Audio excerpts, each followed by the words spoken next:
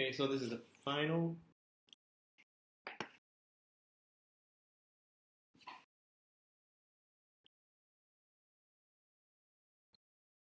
Okay, so this is the final round of the 30th Singapore Open, playing against one of the experienced Singapore players. So this should be good. Let's go ahead with perpendicular for white.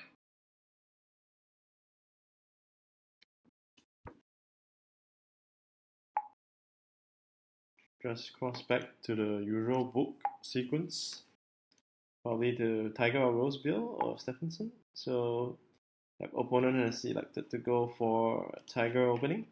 So let's go for the usual Rosebill and cut down to perhaps Taminori that was played earlier in the previous round.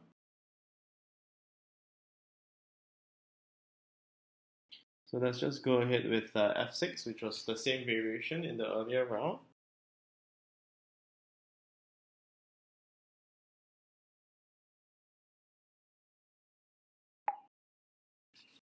And black has jumped into b4. We'll flip one disc, just keeping to my side of the board.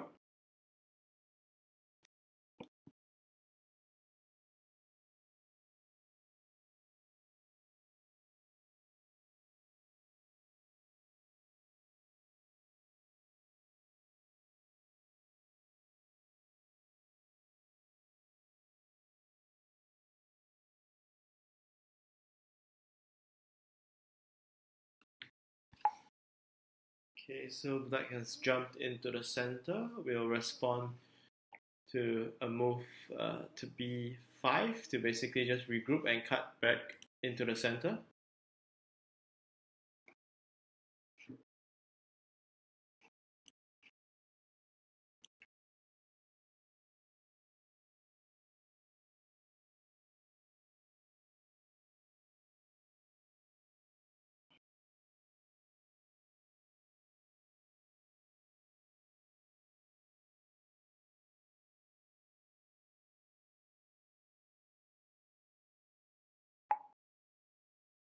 Okay, so black has jumped into c7. So we'll continue with f3, which is basically controlling this e column over here.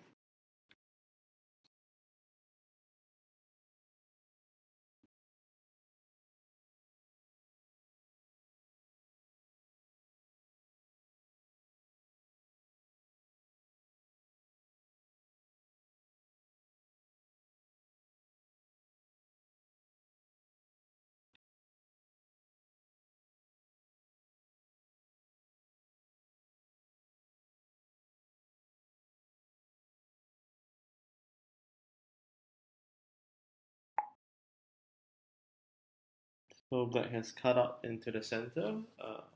So a few options over here would be to play e7, which is cutting into the center, or to play a quiet move up to d2.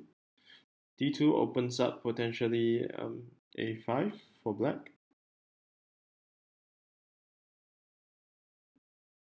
So we'll probably prefer to go either e7, or potentially we could also contact the move that he was just played, which is g4.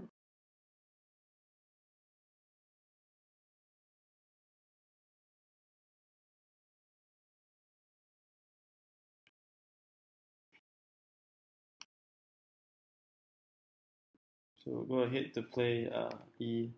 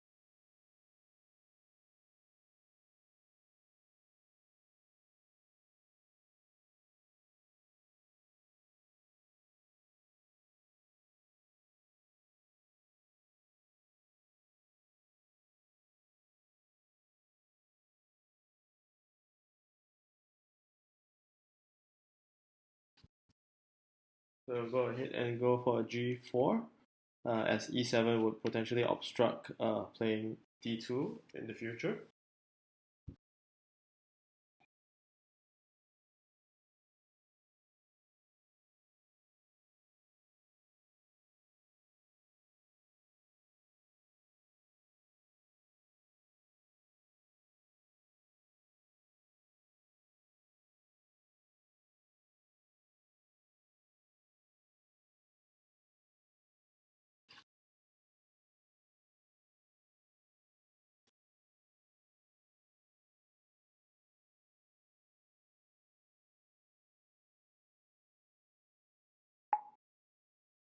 So opponent has played e3, which basically jumps into the center.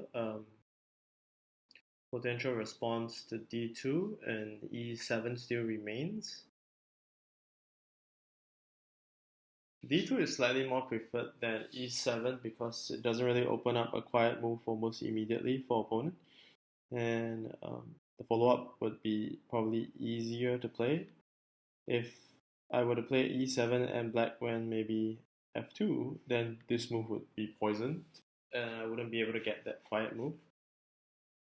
So instead of that, maybe d2 would be a better option at this point in time.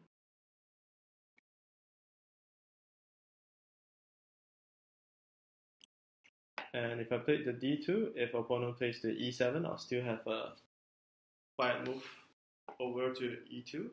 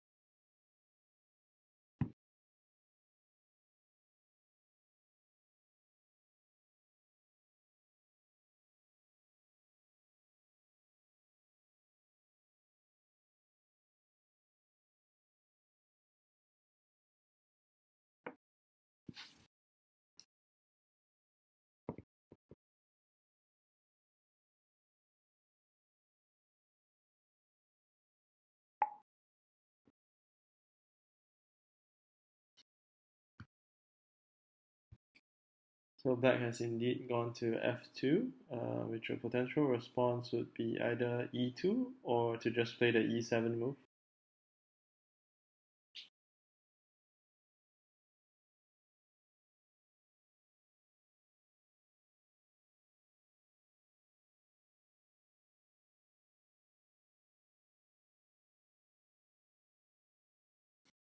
So go along with the e7 move.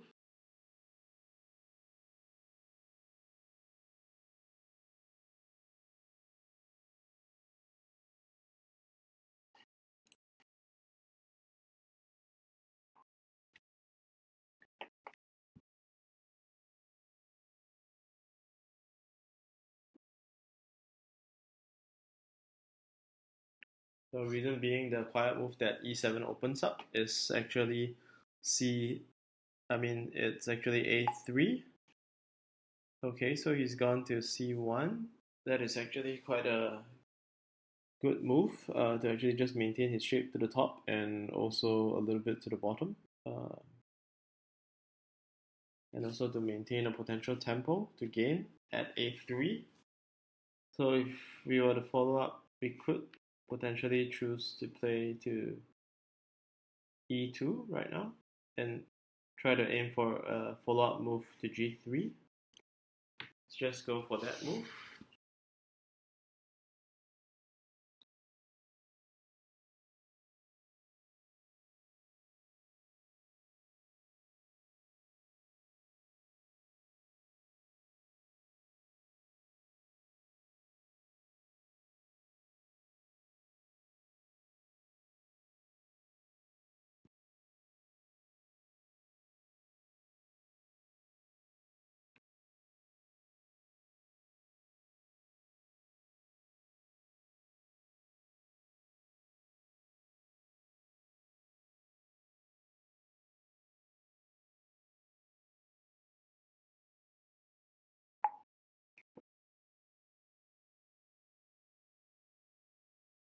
So black has jumped into g3.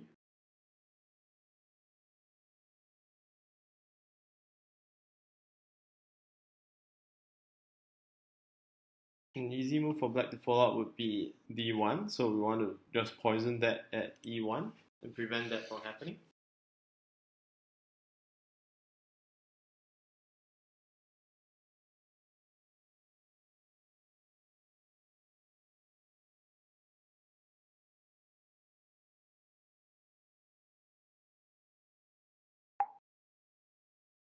So black has gone for the quiet move over here.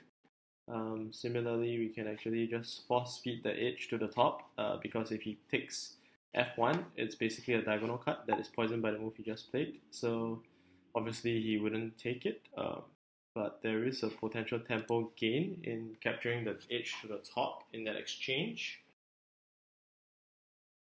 So right now, the centralizing axis has changed as more of the squares are being occupied on the board. So the next safe squares would be to the top left and also to the bottom right. So basically, I would be looking to try to maintain that shape across to the top and to the bottom right while he is trying to do the reverse.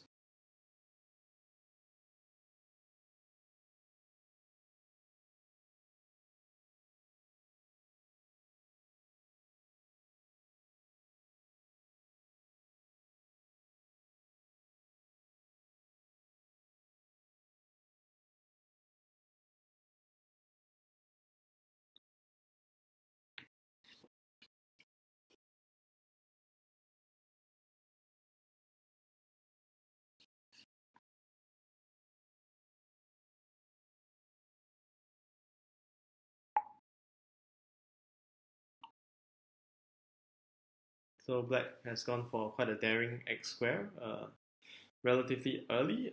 Any moves to the right would actually create moves for him to create this for him to actually play a stoner. So the stoner threat is apparent, and if I were to advance to try to get to try to target a4, he would actually just take away that disc over here. If I were to play d8, a c8 response is probably expected.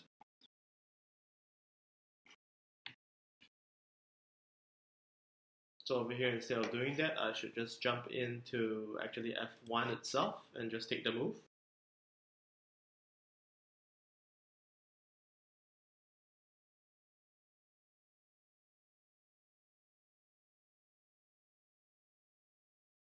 So even though f1 does open up this quiet move for black, it's actually quite a good move for me to actually respond down to e8 to actually gain access to a4.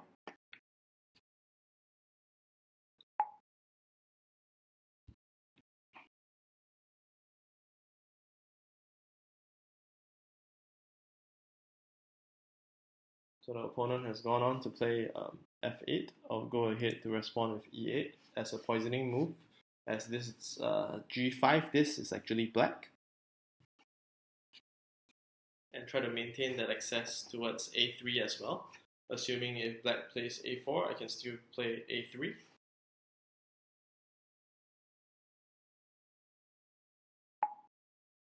Okay.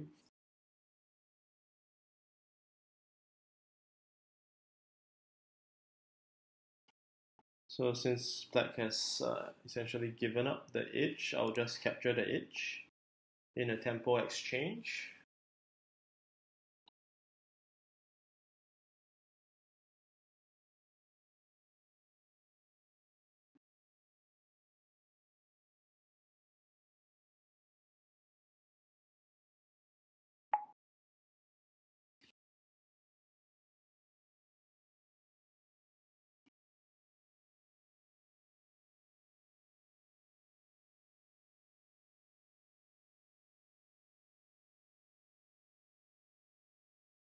So I'll go on to grab the bottom.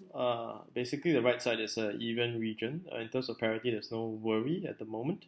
But right now, black is essentially trying to force parity by probably going to a4 next and hoping for an a3 response. If the region to the top is closed up as an odd region with 3 squares, I would essentially lose parity. So now black has jumped in, forcing the move over. So indeed, this is a parity force, which is proving to be rather effective.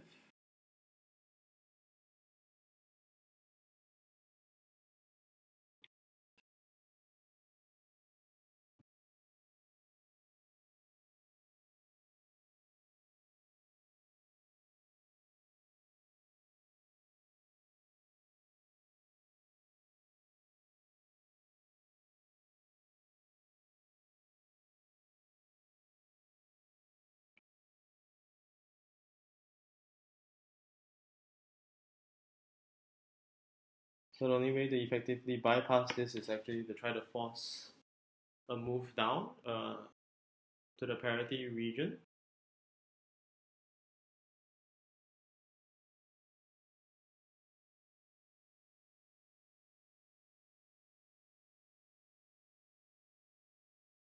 So start off with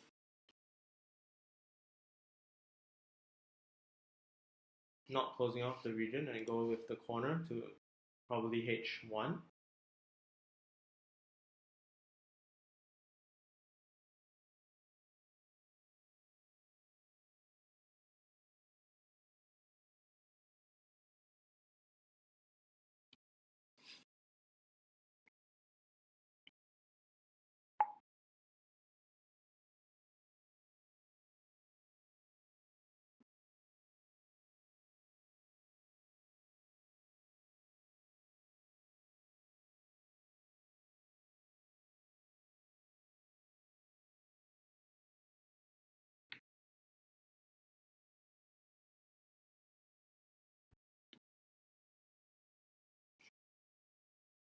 So going by parity, I'll just go for the odd region move.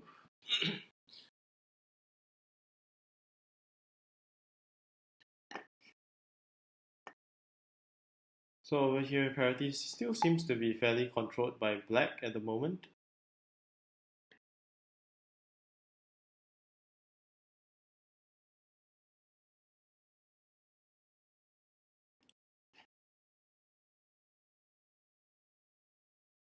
So with one spare move in hand to the top right for black and one spare move in hand to the top left for white. Somewhat of an exchange at the moment.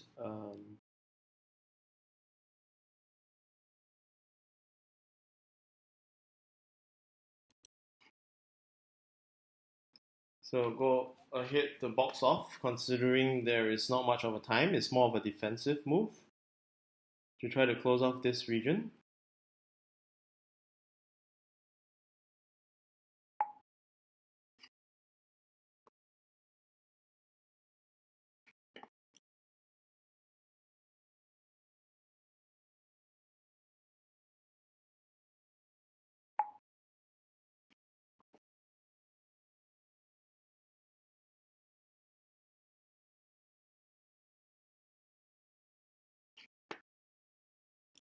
So just go for parity.